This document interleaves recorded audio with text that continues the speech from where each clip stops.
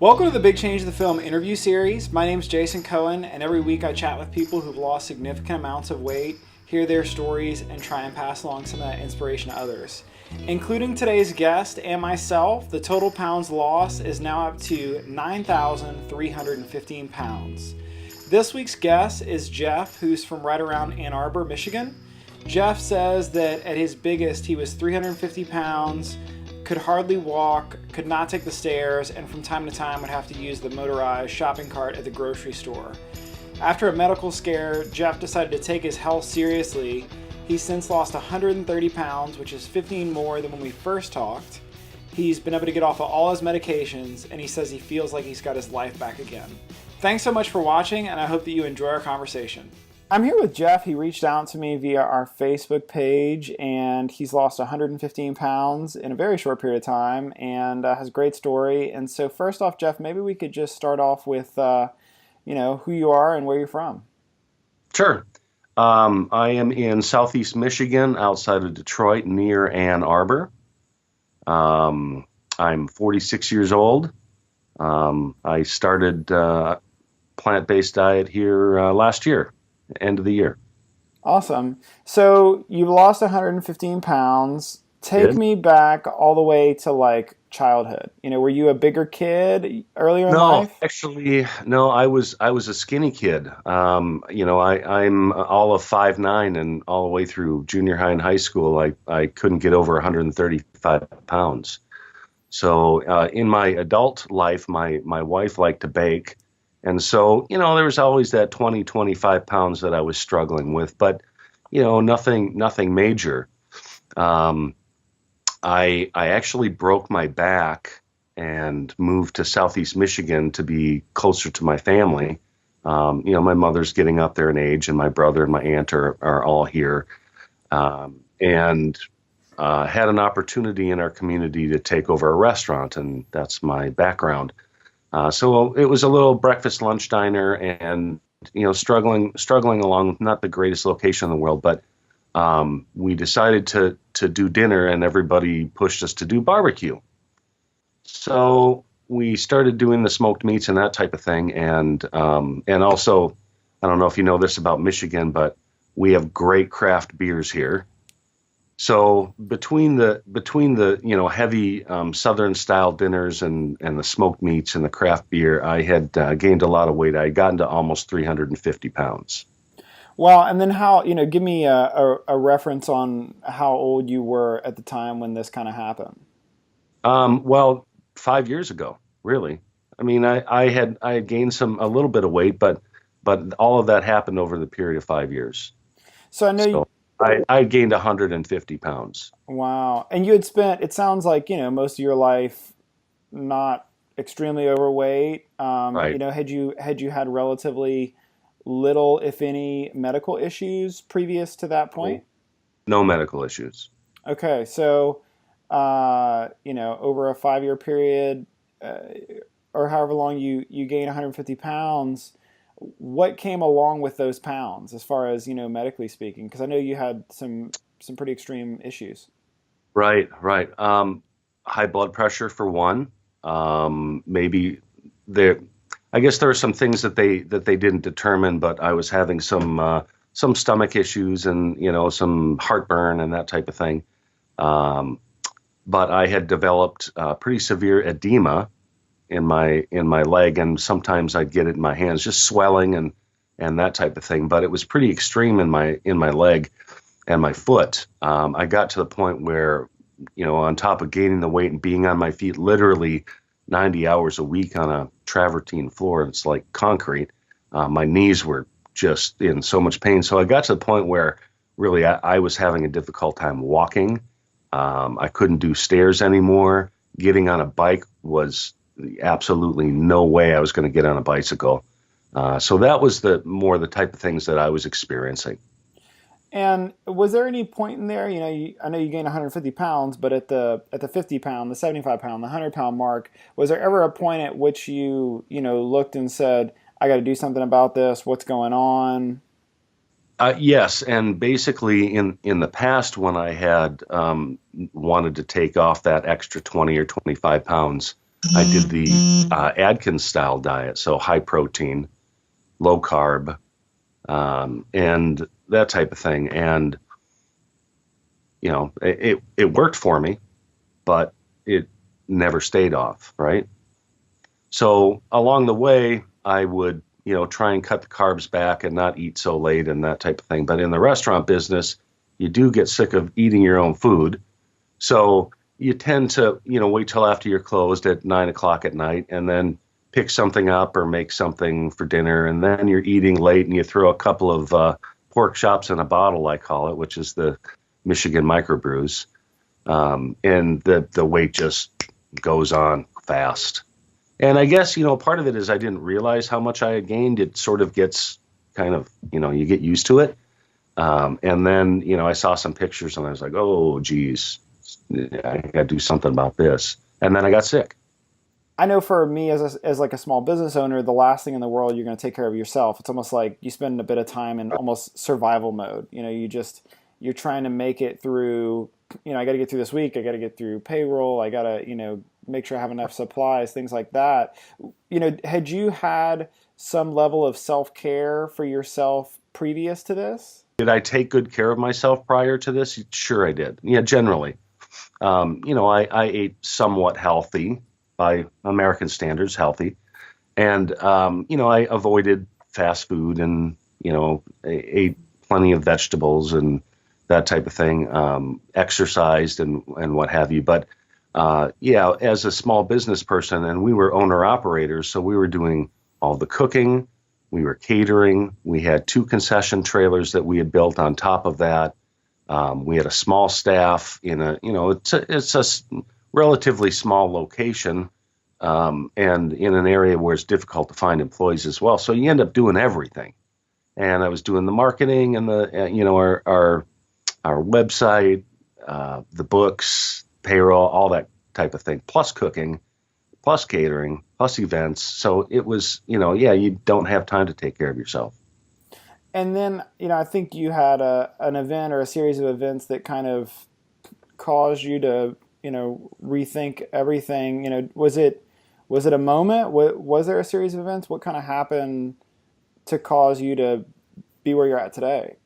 Sure. Well, the first thing that happened is, I had mentioned that I broke my back years ago, which was actually a collarbone was broken, cracked scapula, and a fractured. I think it was a T5 or something like that. But it was so I was having some issues with my back going out, and so I had gone to our local urgent care, and they had given me some steroid shots and that type of thing. But they had also given me an anti-inflammatory. So I was taking that on occasion. I don't like to take pills, but I was taking it on occasion, and it seemed to help a little bit. And then I developed the edema in my right leg real bad. I mean, it got to the point where, in the restaurant business, I was wearing the bistro Crocs, the Croc shoes, which are comfortable, especially when you're dealing with a greasy floor and that type of thing. So, you tend to wear that. But I got to the point where I couldn't even get my foot in the Croc, and I had to cut the Croc to to actually be able to get it in there and then stand. So the swelling had gotten very bad. I mean, when I was cooking, I was propping myself up against the stove and hanging on to the counter to keep myself on my feet. I mean, it really had gotten pretty severe. And so I saw my physician, and they gave me a painkiller, an anti-inflammatory, and a muscle relaxer. So I was taking those, and it just nothing was improving. I ended up having some real bad stomach issues. On top of that, I mean, just severe pain in my stomach, and I didn't know what was going on. And I ended up going to the hospital. They admitted me. They didn't really find anything conclusive. They didn't really address some of the issues, and they ended up giving me a whole long list of prescriptions and said, here you go, be on your way, go get a colonoscopy. So I spoke with my mom about this, who's a 68-year-old vegan, and extremely healthy. Um, all of her, blood work and numbers are good. Eyesight's good. No diabetes, that type of thing. She's very, very healthy. Um, and she asked about what prescriptions they had given me, and I told her, and she said, "No, don't fill those." She said, "Food is medicine. Do the research and make it happen. You got to do something." So, in a position where really I wasn't able to work, I ended up, doing a lot of research. I had some time on my hands, and I found that an anti-inflammatory diet was probably the right thing to do. So I stopped taking all of the prescriptions and did, I would say, mostly plant-based. I call it vegetarian, but I was still eating cheese and shrimp and fish, basically. And so that's kind of how it started. And then I'm just trying to get an idea. At the time, did you still own the restaurant? Yes, but basically, I after about 3 months of being away from it and practicing a vegetarian diet, I worked it out with my partner to give it to them, so that they took it over basically. Yeah, I'm just thinking, you're kind of living in a world conflicted for a little while there because Oh, sure, yeah. Yeah, absolutely. And the funny thing is I'd like to, after I drop the additional 30 pounds here, I'm going to. I haven't seen very many people in my community, but I know everybody here from having a business here for 5 years. But I'm going to actually be very bold and strong and let them know how the fat barbecue guy became a vegan and lost a ton of weight. So it should be fun. It'll be interesting. Yeah, well, I'm just thinking, you before we started recording, you told me, that you consider yourself the king of meat. So, Oh, I was, yeah. yeah, I'm just wondering because for a lot of people, giving up whether it's fill in the blank, whatever the food is, those hyper palatable, super pleasurable in the moment foods is extremely difficult. And if that's all you do, all what were those first days? What were those first weeks like for you? Or what was it like whenever your mom said, "Hey, eat a zucchini," when you're like, "No, I'd like a pork chop"? Well, I've always been a salad and vegetable lover, so I guess that's the good part. I like whole grains and rice and that type of thing. So, it the I guess at the very beginning, the idea of completely giving up beef and pork, on one hand, was oh my God, that's way different from what I'm used to. But on the other hand, it was like, you got to do this.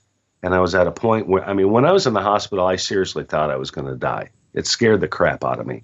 And sometimes those life moments and those wake up calls will flip a switch in you. And that's exactly what happened. So, meat doesn't even smell good to me. I'm close to my brother and he likes to grill. And, he's like, "Hey, do you want a bratwurst or a chicken breast?" And I'm just like, "Ugh, no, I mean, ugh."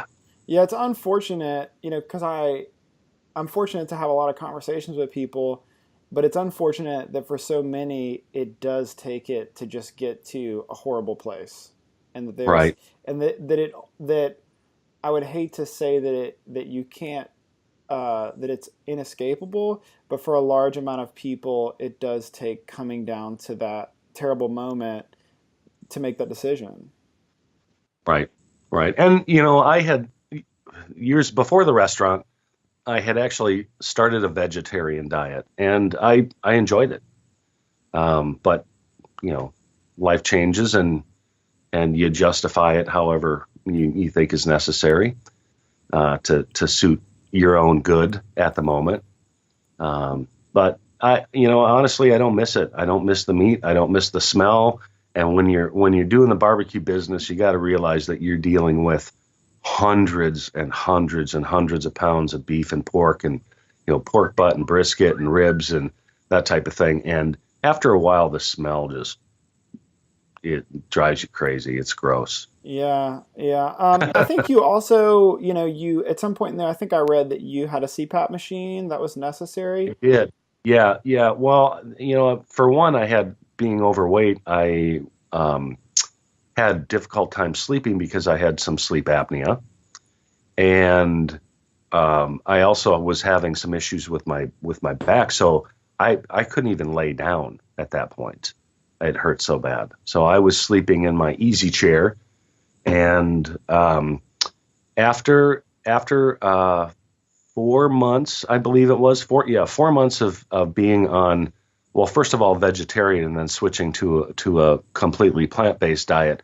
I had lost a bunch of weight and I didn't need the CPAP machine anymore. And I actually sold it. Wow. And can you give, because I feel like, the idea of owning a CPAP machine, the idea of sleep apnea is such, in my eyes, has become such a commonplace that it's almost, it's just like, well, you have this, so you get this. What did life look like with sleep apnea, with a CPAP machine, like for somebody who's not familiar with, you know, what that means? What Right. does that look like? Um, well, the first thing I can say about it is that uh, when you get sleep apnea and you're not sleeping, and then you're working the type of crazy hours that I was working, I would fall. I couldn't even drive because I would fall asleep in the car, and I go and take a break and sit down at a table and literally just nod off right there. So the sleep apnea is a horrible condition. You're sleeping a little bit at a time. You almost never get deep sleep. With the CPAP, the first thing about the CPAP is that they're difficult to get used to. Putting the mask on your face and having it strapped around your head, and you half the time you rip it off in your sleep, and then you're waking up and what have you. But to have to do that every night and to have that CPAP machine with you wherever you go, if you're on vacation and that type of thing, really, it's a horrible experience. Um, but the benefit for me is I got some more sleep. And then to be without it now is very freeing, very freeing. And I'm just very happy to not have to have it. Yeah, I bet. So, you right now we're doing this interview. It's May. I think, if I'm not mistaken, a big part of your change came in October. Um, October 2nd is when I was in the hospital, okay. 2016 here. And I was there for a couple of days. And immediately after getting out of the hospital, I dropped the medications, stopped eating meat, like immediately, and really went on a anti-inflammatory style diet. Plenty of antioxidants, fruits and vegetables. I started taking turmeric. I was hydrating with lemon and lime juice in my water. That type of thing. So, And so that's when it started, and I dropped weight so fast it wasn't even funny. to me, I know obviously you had a bunch of things going on, but to me, some of the things that just stand out are the high blood pressure, the edema, the sleep apnea. How long did it take for those to kind of come under control, or for you to see some real changes in that? I would say 3 months. And at the 4 month mark, I stopped using the CPAP machine. My blood pressure was fairly normal. Um, after about 3 to 4 weeks on an anti-inflammatory diet, um, the swelling in my legs were gone. So it made a massive difference immediately. But really, I saw the major changes after about 4 months. So, what has surprised you about this whole process? Now we're in May. Um, it's like I said, it's been a pretty short amount of time. Yeah. What are we looking at? 7 months? Is that right? Somewhere in Yep. there. What has surprised you about your life now compared to 7 months ago? Well, seven months ago, I was having a hard time walking. I couldn't do stairs, and getting on a bicycle was out of the question. So, for me now, stairs are no problem. I do some knee strengthening exercises. So they're better. They're not great, but they're much much better.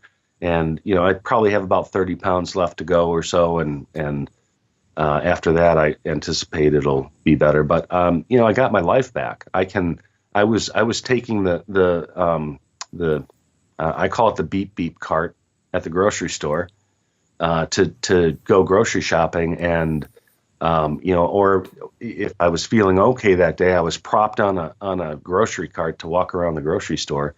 Now I don't have that issue. I mean, I was shuffling my feet too. I could barely walk. And now there's no issues with that. I can do stairs. I actually have gotten on my bicycle many times now and ridden my bicycle, which to me, I mean, I've got a beautiful mountain bike, and that's something that I've always enjoyed my whole life. So it's been a real joy to have some of those things back. I mean, honestly, I feel like I got my life back. Yeah, I think I saw on your website, to quote, you said, after losing my family, my business, and also my health, and having some additional tragedies, I decided to make some drastic changes in my lifestyle and thinking. I decided to live respectfully and mindfully. And then you say, respect every moment of your life. What do you kind of mean by that? By, saying, I decided to live respectfully and mindfully and respecting every moment of your life? Well, I think the thing, if a person's going to live what I would say respectfully, call it mindfully, if you will, the first thing you got to do is take care of yourself, because I found out the hard way that without your health, you don't have anything. You have nothing. So you got to take care of yourself first. But living respectfully also means, you know, respecting the planet, respecting other life on the planet, and then the other thing is just being um, appreciative of the little things. Whether it's a flower or a child laughing or that type of thing. We get so busy in our lives and go go go go go as I was doing, that you forget to enjoy things. And so that's been sort of part of my plight in all of this, is to enjoy the little things in life and take care of yourself, and to reach out to others every single day.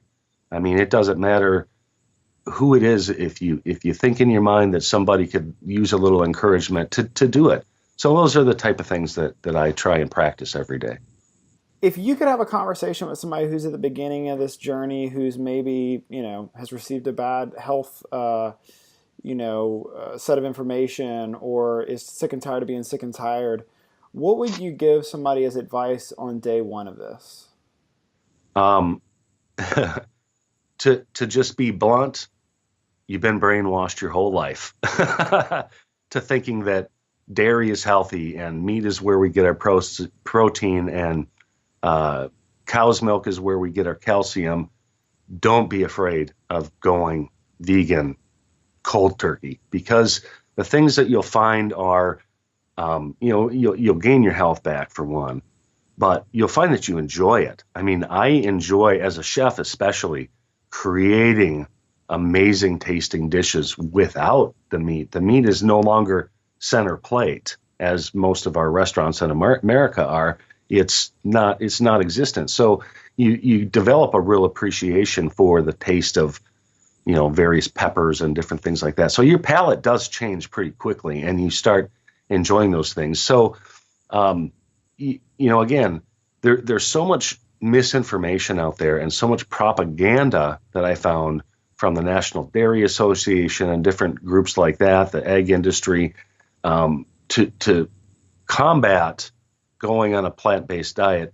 You can't listen to it. I mean, you just can't listen to that stuff. You can't listen to people around you that are going to say, "Well, where are you going to get your protein from?" And you're going to be vitamin B deficient, and you hear these type of things all the time. Don't listen to other people. Do the research. I mean, there's so many good resources out there: veganmotivation.com, forksoverknives.com. That you can find the information that you need and do what's right for you. When you have your health back, you're a much happier person, and you can do the right things, not only for yourself but for other people.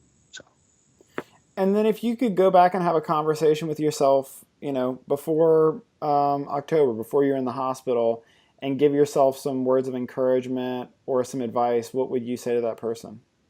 What the heck were you thinking? I don't know. That's the primary thing. I mean, on one hand, I did know better, but you just get to go on. I think I tell myself to slow down and think. Take some time to slow down and think about where you're at and what you want for your life. I mean, I'm 46 years old, and there's a lot of longevity in my life, in my family. The chance of me living to into my 90s or past is pretty good, but I don't want to be in the hospital all the time and have pleural edema and various things, heart conditions and things like that. I don't want any of that. I'm probably going to live till my into my 90s, so I would rather do that gracefully. And I would tell myself to look forward and live so you can grow old gracefully. Yeah, it's great. That's been one realization in doing this project, and realizing that, for so many people, what either was the near end or what they've seen other people, in their family, with those last years in life just look so, so terribly, so terrible. And it's something that, is possible from everything I've seen, that you can be into your older age and still be in good health and still have a good life. And I had a conversation with a guy last week who said, he was on the verge of diabetes and things were going to be pretty bad. And he said, I don't want my last few years to look like me without my toes or without a limb. And Right, you know right. that And I have some family that happened to, that did lose their eyesight and did lose, their legs below the knee and things like that. And I don't want that. That's not for me. Yeah, it's not a way to live and it's not a way to die. No. So lastly, where's the best place for people to connect with you? Um, they can go to my website at arespectfullife.com. I also have a Facebook page, Respectful Living, that people can get a hold of me as well. Awesome. Well, Jeff, thanks for the time and congratulations on your amazing achievements in the last 7 months or so. Who knows? By the time this interview's up, you may be done losing the rest of your weight. And if I Right. ever make it up to the Detroit area, maybe we can connect in person.